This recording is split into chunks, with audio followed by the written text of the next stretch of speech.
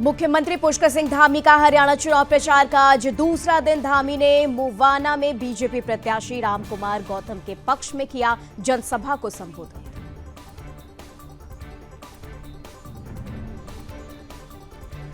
Dehradun STF की बड़ी कामयाबी, फर्जी सिम कार्ड गिरोह का हुआ खुलासा। गिरोह के पास में 2000 सिम हुई बरामद।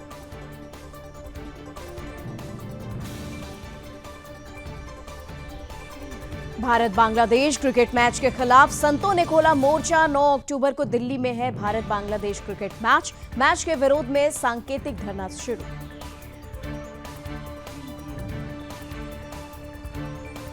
उत्तराखंड में जमीन के दलाल लगातार हो रहे हैं सक्रिय। अपनी ही जमीन के लिए दर दर भटक रहे हैं मनोरथ प्रसाद। गांव के ही लोगों ने मनोरथ प्रसाद की जमीन पर किया कब्जा।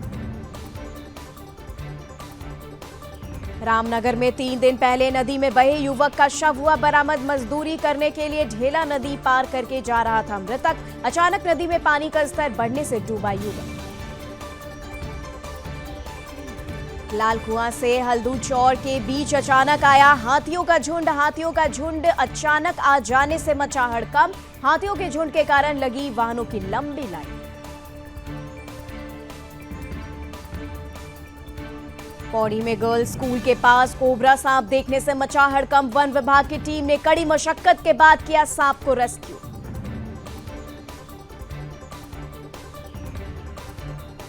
रामनगर में महिलाओं के खिलाफ बढ़ते अपराधों को लेकर प्रदर्शन। महिलाओं के खिलाफ अपराधों पर लगाम लगाने की मांग।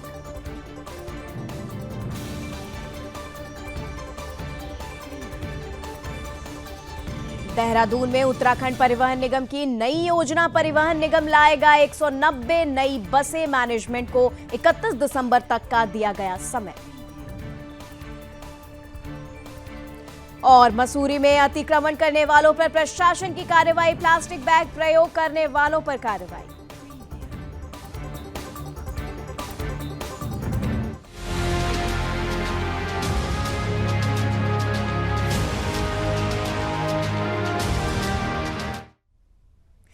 नमस्कार, स्वागत है आपका अपना उत्तराखंड में। मैं हूं आपके साथ निमित सिन्हा और इस वक्त उत्तराखंड की खबरों पर नजर डालेंगे। बता दें आपको कि जल संरक्षण और संवर्धन अभियान की शुरुआत आज ओल्ड मसूरी रोड स्थित स्वामी विवेकानंद जी के ध्यान स्थल राजपुर बावड़ी से की गई है, जहां जिलाधिकारी सावन बंसल ने सामाजिक संगठनों और जन सेवा के क्षेत्र में कार्य कर रही संस्थाओं के साथ राजपुर बावड़ी का निरीक्षण किया। इस मौके पर जिलाधिकारी ने कहा कि जहां प्रधानमंत्री जी के आह्वान से देश भर में जल संरक्षण अभियान ने तेजी पकड़ी है, तो वहीं उत्तराखंड के मुख्यमंत्री के नेतृत्व में जल संरक्षण अभियान में विशेष प्रयास किए जा रहे हैं, जिसके क्रम में प्राकृतिक धारों, नलों, नदियों का संवर्धन के साथ ही जल संरक्षण की दिशा में प्रभावी कार्य योजनाओं पर कार्य गतिमान है। इस दौरान जिलाधिकारी ने यह भी कहा है कि जल संरक्षण की मुहिम को आगे बढ़ाते हुए प्राकृतिक जल स्रोतों के संरक्षण और संवर्धन के लिए पहाड़ी पेडलर्स के साथ ही अन्य सामाजिक संगठन निरंतर प्रयास कर रहे हैं।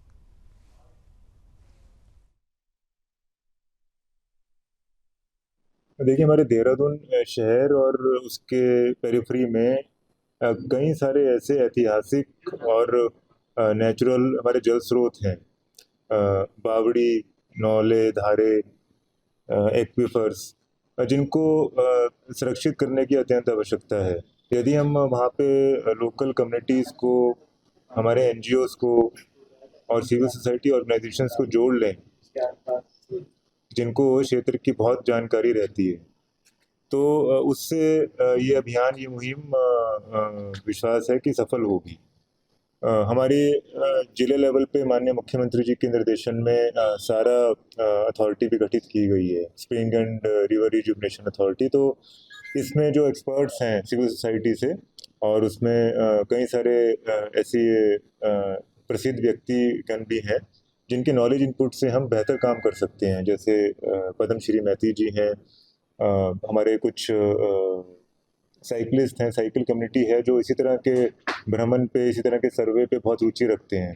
तो उनका काम सिर्फ, उनका उद्देश्य सिर्फ इतना ही है कि जो हमारे जल विरासत है उसको हम संजो के रखें, उसको हम विकसित करते रहें, और विद नो सिविल इंटरवेंशन जो हमारा लोकल मटेरियल है, सस्टेनेबल मटेरियल है, अर्दन मटेरियल है, बोल्डर्स, पत्थर, मिट्टी, वहीं पे उसी पे वहीं को उनका उपयोग किया जाए और कैचमेंट एरियाज में अधिक से अधिक वनस्पति को लगाया जाए, जिससे हमारे जंगल में जीव जंतु भी और जो लोकल गांव हैं, लोकल ग्रामीण वासी हैं, उनमें भी पानी का अभाव ना हो। तो ये अभी तक हमारे 70 इस तरह के स्रोत चिन्हित कर दिए गए हैं और जिनको हम या तो सारा या अपनी DWSM में टेकअप कर रहे हैं आगे संवर्धन के लिए। चलिए इसी के साथ खबरों में आगे बढ़ते हैं और उत्तराखंड STF ने साइबर क्राइम की घटनाओं को अंजाम देने वाले फर्जी सिम कार्ड गिरोह का खुलासा किया है। गिरोह के पास से 2000 सिम कार्ड बरामद हुए हैं, वहीं 20,000 सिम कार्ड विदेश भेजे जा चुके हैं। बता दें कि सरकारी योजनाओं के नाम पर गिरोह सिम कार्ड को एक्टिवेट करता था, जिसके जरिए तरह तरह की साइबर की घटनाओं को अंजाम दिया जा रहा था। वहीं मामले पर IG law and order Nilesh Anand भरने का कहना है कि पूरे मामले में देश भर में 35 FIR दर्ज कराई गई है। उत्तराखंड में भी 2 FIR दर्ज हो चुकी है।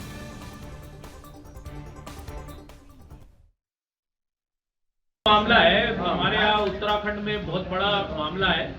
ये STF ने इसको क्रैक किया है, तो इसकी जो है अन्य राज्यों में भी हमने पता किया। तो इस टाइप का जैसे पावर बैंक घोटाला था, पहली FIR जो है वो उत्तराखंड में हुई थी इसकी, पावर बैंक घोटाले की, जो आज की डेट में पूरा जिसमें ED, ID, NIA और पता नहीं 50,000 करोड़ कितना हो गया, 1 लाख करोड़ का हो गया।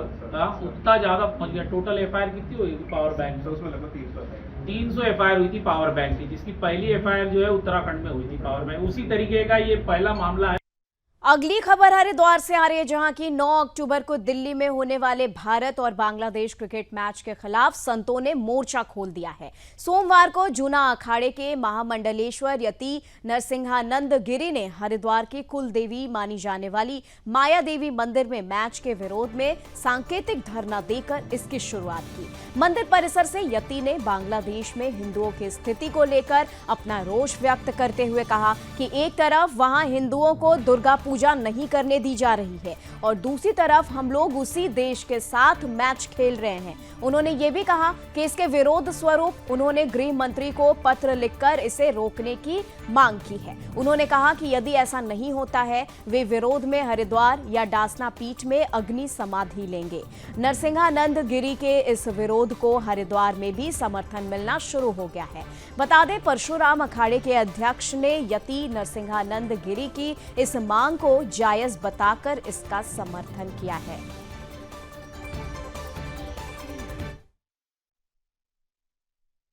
देखिए, ऐलान तो हमारा सिर्फ ये है कि दिल्ली में बांग्लादेश पाकिस्तान का मैच नहीं होना चाहिए। हमारा केवल ये ऐलान, और कोई ऐलान है नहीं हमारा तो केवल इतना ही ऐलान है कि बांग्लादेश का पाकिस्तान का मैच नहीं होना चाहिए, क्योंकि बांग्लादेश ने अभी हमारे लाखों भाइयों को मार दिया, हमारी बहन बेटियों की दुर्गति की, और जहां बांग्लादेश है वहां दुर्गा पूजा के लिए मना कर दिया कि नवरात्रि में कोई दुर्गा पूजा नहीं हो सकती।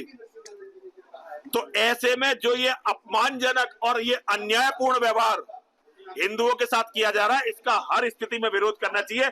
और ये तो अपमान की भी पराकाष्ठा है कि हम उन कातिलों के साथ क्रिकेट का मैच खेल रहे हैं। हर हद तक जाएंगे, और अगर नहीं रोक सके तो मां और महादेव की कृपा रही तो आपके सामने अग्नि समाधि लेंगे। अगर इस मैच को नहीं रोक सके तो अग्नि समाधि लेंगे।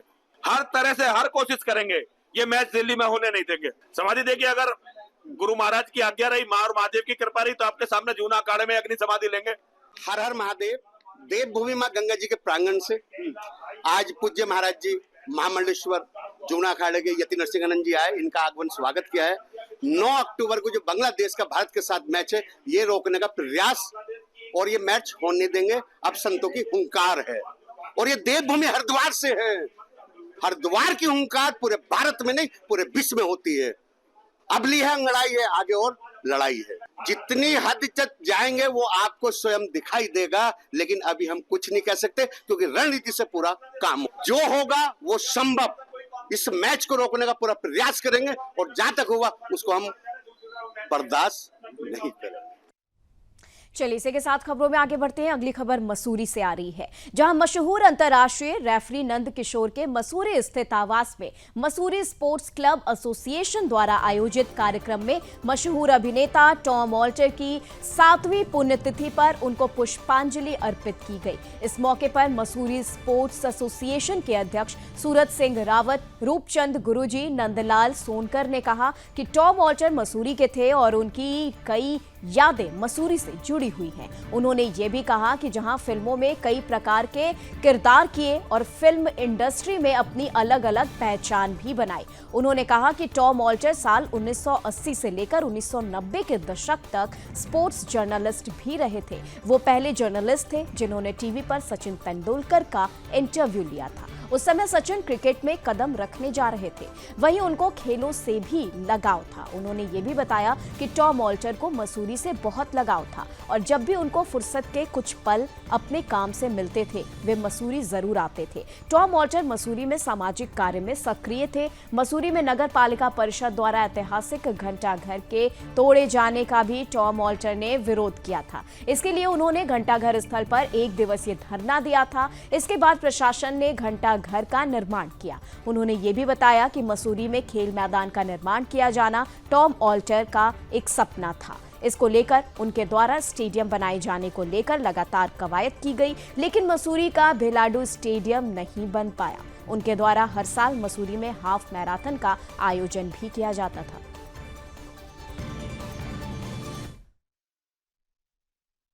देखिए, टॉम ऑल्टर जी का मसूरी से गहरा नाता रहा है और विशेषकर मसूरी स्पोर्ट्स एसोसिएशन से। मसूरी स्पोर्ट्स एसोसिएशन कोई भी इवेंट करवाती थी या एक 6 साइड टूर्नामेंट बम्बूबाई जी द्वारा करवाया जाता था अपने फैमिली मेम्बर्स की मेमोरी में, तो वो ज़रूर आते थे और यहाँ तक कि बॉम्बे से वो टीम लेकर के आते थे अपने बॉलीवुड की।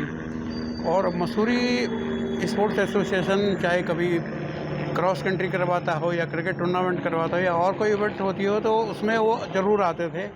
और 2001 में जो स्टेट गेम्स हुए थे उसमें वो ट्राइथलन एसोसिएशन के उत्तराखंड के अध्यक्ष भी थे और उसमें उन्होंने पार्टिसिपेट किया था हमारे साथ। हम लोग मसूरी की टीम ने पूरा उसमें पार्टिसिपेट किया था। तो हम आज उनको उनके 7वीं पुण्यतिथि पर अपने श्रद्धा सुमन अर्पित करें। देखिए, उनका एक बहुत बड़ा सपना था कि मैं मसूरी में एक full marathon 42 kilometre mountain marathon के नाम से करवाना का उनका सपना था, जिसके लिए वो कुछ जो देश की बड़ी फाउंडेशंस है, कंपनियां हैं, उनसे बात भी कर रहे थे फाइनेंस के लिए, लेकिन इत्तेफाक से वो हम लोगों से बीच से चले गए हैं।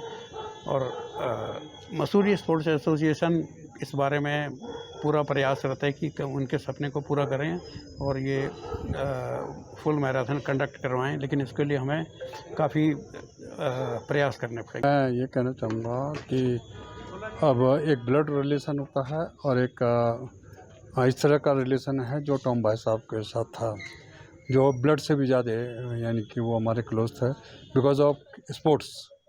और भाई साहब के साथ क्रिकेट के मैच में उनकी मुलाकात हुई थी, जब से वो एक बहुत फ्रेंडली जीवन व्यतीत किया उन्होंने। हाँ, उनके दो सपने तो बहुत पॉपुलर थे कि भाई इन सपनों को मैं साकार करूँगा और 100% करूँगा, मगर ईश्वर को ये मंजूर नहीं था। नंबर 1 ये था कि भाई वो फुल मैराथन कराएं, हाँ, और यानी कि मसूरी हिल फुल मैराथन कराएं। जो हिल मैराथन कम होती हैं 42 किलोमीटर, 42 पॉइंट कुछ होती हैं। तो और दूसरा सपना उनका था कि भिलाड़ू खेल स्टेडियम बन जाए और उससे मसूरी के बच्चों को यानी कि खेल में और आगे बढ़ावा मिले और बच्चों को चांस मिले, बच्चे गलत रास्ता न पकड़ें। मगर पता नहीं क्या बात है कि मसूरी से लोग प्रेम नहीं करते या खेल से प्रेम नहीं करते। मसूरी के प्रति नेगेटिव सोच है उनकी, तो ये मैं कुछ नहीं कह सकता।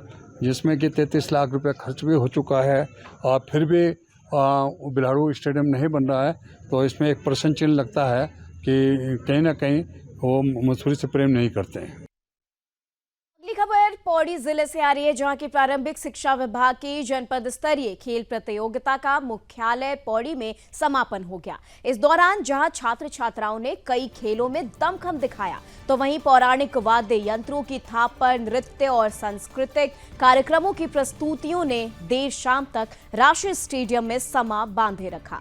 3 दिवसीय खेल प्रतियोगिता में 1200 से अधिक छात्र छात्राओं ने प्रतिभाग किया है। इस मौके पर कई खेल प्रतियोगिताओं में विजेता रहे प्रतिभागियों को सम्मानित भी किया गया। कार्यक्रम के समापन अवसर पर बतौर मुख्य अतिथि ब्लॉक प्रमुख दीपक खुगसाल ने प्रतिभाग किया है।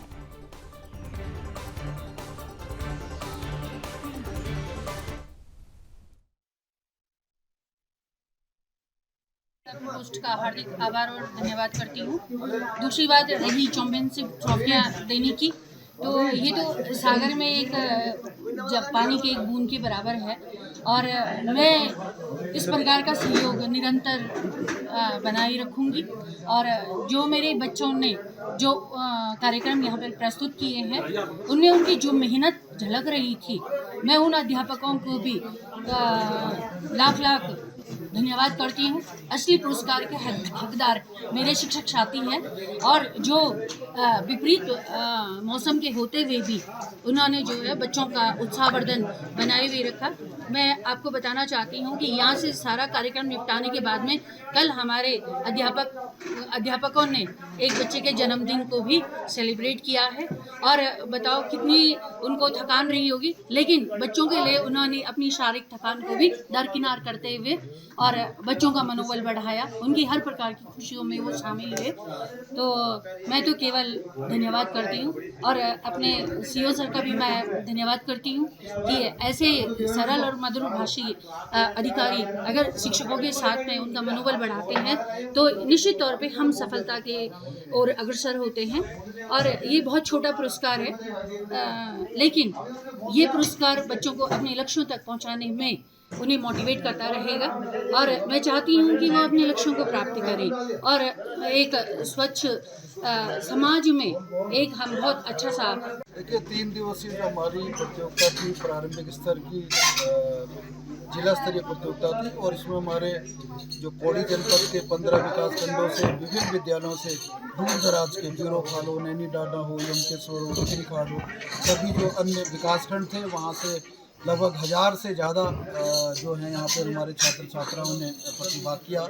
और इस 3 दिवसीय में उन्होंने बहुत कुछ सीखा, और अंतिम दिन आज यहाँ पर सांस्कृतिक कार्यक्रम आयोजित किए गए। और सांस्कृतिक जो प्रतियोगिताएँ थी उसमें भी देखने को मिला कि हमारे जो अध्यापक अध्यापिकाएँ हैं, दूर दराज के भी अध्यापक अध्यापिकाओं ने बहुत ही ज़्यादा मेहनत जो है बच्चों के साथ की थी, और बच्चे भी काफ़ी मोटिवेटेड थे। ये निश्चित रूप से प्रेरणा स्रोत हमारे अध्यापक अध्यापिकाएं रहे हैं, और निश्चित रूप से अध्यापक अध्यापिकाओं की जो मेहनत थी इन बच्चों में, चाहे वो स्पोर्ट्स हो, कोई भी खेल हो, और यहाँ पर सांस्कृतिक प्रोग्राम हो, निश्चित रूप से दिखाई देती है। और हमारे काफ़ी मेहनत हमारे विद्यालय में अध्यापक अध्यापिका कर रहे हैं। और जैसा कि रश्मि बिष्ट मैडम के द्वारा यहाँ पर जो कई सालों से ट्रॉफियाँ जो है प्रदान की जा रही हैं, निश्चित रूप से मैं आभार व्यक्त करना चाहता हूँ, उनका धन्यवाद देना चाहता हूँ। और साथ ही ये भी कहना चाहता हूँ कि जो हमारे ऐसे अध्यापक अध्यापिकाएं हैं जो हमारे कम बजट होते हुए भी हमारे को सहयोग प्रदान कर रहे हैं, अन्य अध्यापक अध्यापिकाओं को भी इसमें थोड़ी प्रेरणा लेकर के काम करना चाहिए, जिससे कि हमारा ये जो संचालन है बहुत बढ़िया रहा। और ऐसा अगर हमारे अध्यापक करेंगे, सहयोग देंगे, या अन्य भी सहयोग देंगे जो कि कैंटीन वगैरह के लोग हमारे को सहयोग वगैरह करते हैं, अन्य संस्थाएं भी करती हैं, तो निश्चित रूप से हमारे जो बच्चे हैं ये काफ़ी आगे जाएंगे, उनको काफ़ी प्रेरणा मिलेगी। और अन्य अध्यापक अध्यापिकाओं से भी इनसे प्रेरणा लेनी चाहिए, ऐसा मेरा मानना है।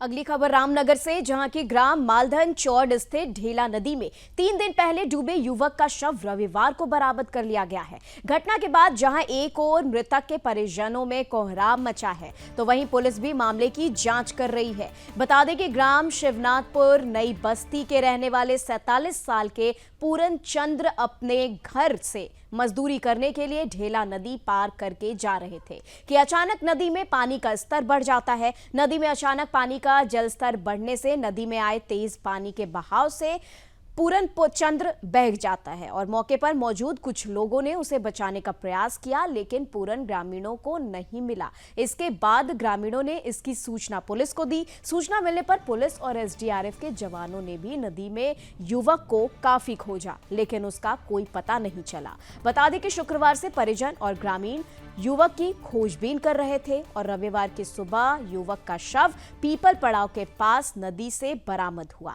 इसके बाद परिजनों में कोहराम मच गया। फिलहाल पुलिस भी मामले की जांच पड़ताल कर रही है। पुलिस का कहना है कि मृतक के शव का पोस्टमार्टम कराने की कार्रवाई की जा रही है। पोस्टमार्टम रिपोर्ट आने के बाद ही वैधानिक कार्रवाई की जाएगी।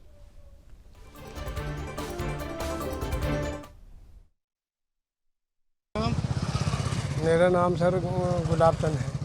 ये डेड बॉडी मिली है, क्या है पूरा मामला, क्या लगता था आपका? डेड बॉडी सर हमने जो है यहाँ हमारे गांव से, जहाँ से ताश बंद हैं ढेला बैराज से, अब वहाँ से हमने जो है वो एसटीएफ की आई थी और पुलिस वाले भी साथ में थे और वहाँ से हमने तुमड़िया डैम तक देखा और आज सुबह जो है ये जो है पीपल पड़ाव शमशान घाट के सामने इनकी लाश पूरन चंद्र तीसरे दिन मिले आज। ये तुम्हारा नई बस्ती? ये नई बस्ती शिवनाथपुर मालधन क्षेत्र पड़ता है सर। ये जो है नई बस्ती से पार को जा रहे थे काम में, वो तेज बहाव के कारण ये निकल गए। उन्होंने फिर बैराज वालों ने ताश बंद किया और जिस समय ताश बंद करते हैं सर उस समय जो है इधर को फ्लैट मारती है और जो कि 2 बंदे कूदे इनको बचाने के लिए और उनको बचाने के चक्कर में वो नीचे को चले गए, ये इधर को आ गए पीपल पड़ाव की तरफ सर। खबर लाल कुआं से, जहां के राष्ट्रीय राजमार्ग में लाल कुआं से हल्दू चौड़ के बीच अचानक हाथियों के आ जाने से हड़कंप मच गया। हाथी को रोड पर चलता देख सड़क के दोनों तरफ वाहनों की लंबी लाइन लग गई। बता दें कि हाथी टांडा के जंगल की ओर से आए और गुमटी की ओर जाने का प्रयास कर रहे थे। रविवार रात लगभग 10 बजे 3 विशालकाय हाथी आईओसी डिपो की ओर हाईवे की रेलिंग को पार करते हुए चले गए, जबकि 8 हाथी रेलिंग ऊंची होने के कारण उसे पार नहीं कर पाने के चलते वापस टांडा के जंगल की ओर लौट गए और जंगल के किनारे पर खड़े होकर हाईवे पर रुक गए। हाथियों को देखने के लिए और उनका वीडियो बनाने के लिए देर रात तक लोगों का वहां पर तांता लगा रहा।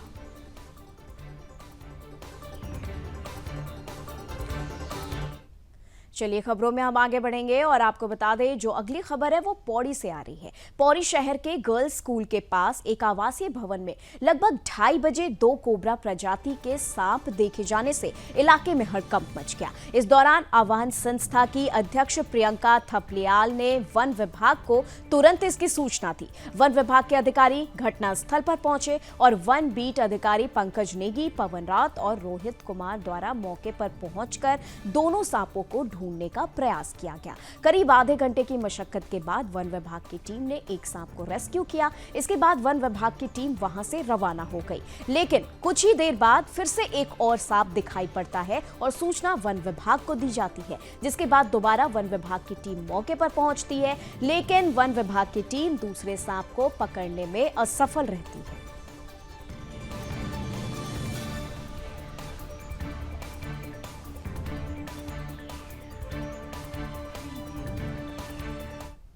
खबरों में आगे बढ़ेंगे। उत्तराखंड जमीन के सौदागरों और जमीन खुर्द बुर्द करने वाले तस्करों की उर्वरा भूमि बनती जा रही है। बता दें कि जमीन के दलाल अब स्थानीय स्तर पर भी सक्रिय होने लगे हैं। इसका तरोताजा उदाहरण पौड़ी जिले के चौबट्टा खाल विधानसभा क्षेत्र के पोखड़ा विकास खंड की कीमगढ़ी गार्ड पट्टी का चर्चित गांव गवाणी है। गवाणी गांव के रहने वाले 77 साल के मनोरथ प्रसाद नवानी अपने ही गांव की जमीन के लिए दर दर भटकते नजर आए। नवानी की जमीन उन्हीं के गांव के लोगों द्वारा खुर्द बुर्द कर दी गई। अपने गांव में पुस्तकालय खोले जाने के सपने को लेकर दिल्ली से गांव पहुंचे नवानी को अपने गांव में अपनी ही जमीन नसीब नहीं हुई। बता दें कि राजस्व विभाग के चक्कर काट काट कर थक चुके नवानी लोक सूचना आयोग पहुंचे। आयोग की पहल पर हुई जांच के बाद राजस्व विभाग गांव तो पहुंचा, पर गांव की रिपोर्ट जिलाधिकारी तक नहीं पहुंच पाई।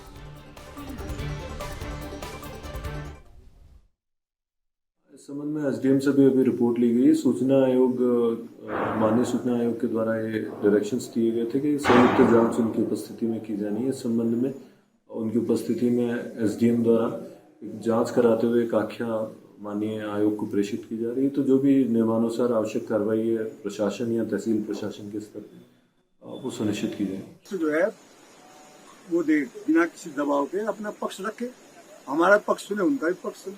वो ये जो यहाँ पे अधिकारी खड़े हैं पीडब्ल्यूडी के, तहसील के, ये मुझे प्रमाण दिखाते हैं कि मैंने मुआवजा लिया। मैंने तो 1 पैसे का मुआवजा नहीं लिया है। और मुआवजे की बात अगर जितना पीडब्ल्यूडी ने खुद मुझे लिख करके दे रखा है कि एक्वायर करने के बाद जो बाकी जमीन बचती है वो खातेदार की होती है। और ये जो कह रहे हैं हमारी जमीन है, ये तो सह खातेदार का खाता खत्म हुए, न पुश्तैनी न खरीद का इनका कोई नाम भी नहीं। ये तो प्रमाण है इस बात की। आप कहो मैं आपको खाता खत्म की कॉपी दे सकता हूँ। ये तो उसमें सह खातेदार भी नहीं। 2020 कोरोना काल में चल रहा है। तो चलिए इसी के साथ आपको आगे लिए चलते हैं आपको वहां पर जहां की पुष्कर सिंह धामी ने जनसभा को संबोधित किया है। चुनावी जनसभा को संबोधित करते हुए उन्होंने प्रत्याशियों के लिए वोट की अपील भी की है। देखिए। हरियाणा विधानसभा के इस चुनाव में आप सबके बीच में कुंडली विधानसभा की इस सभा में मंच पर अभी आप सब लोगों ने इनका बहुत ही संक्षिप्त सारगर्भित उद्बोधन सुना। आप सबके अत्यंत ही प्रिय और आप सबके अत्यंत ही प्रिय और जिनको अभी लोकसभा चुनाव में आप सब ने आशीर्वाद देकर, अपना मत देकर, अपना समर्थन देकर लोकसभा का सदस्य यहां से निर्वाचित किया, भारत की संसद में भेजा। ऐसे हमारे बहुत ही अनुभवी नेता जिनका एक लंबा अनुभव है और एक लंबी सोच है और आपके क्षेत्र के लिए बहुत काम करना चाहते हैं। आदरणीय नवीन जिंदल जी यहाँ के लोकप्रिय प्रत्याशी और जिनके बारे में अभी नवीन जी ने बताया कि एक बड़ा अभियान चलाकर पूरे क्षेत्र को एक नई दिशा देने का काम जो कर रहे हैं। और आप सबके आशीर्वाद से जब विधानसभा के सदस्य निर्वाचित होंगे, हरियाणा में फिर से भाजपा की सरकार बनेगी, तो इस पूरे क्षेत्र को आगे ले जाने का काम करेंगे। आप सबके आशीर्वाद से श्री सतपाल जांबा जी हमारे। तो चलिए फिलहाल के लिए अपना उत्तराखंड में बस इतना ही। देश दुनिया की तमाम खबरों के लिए आप देखते रहे सुदर्शन न्यूज। जय हिंद।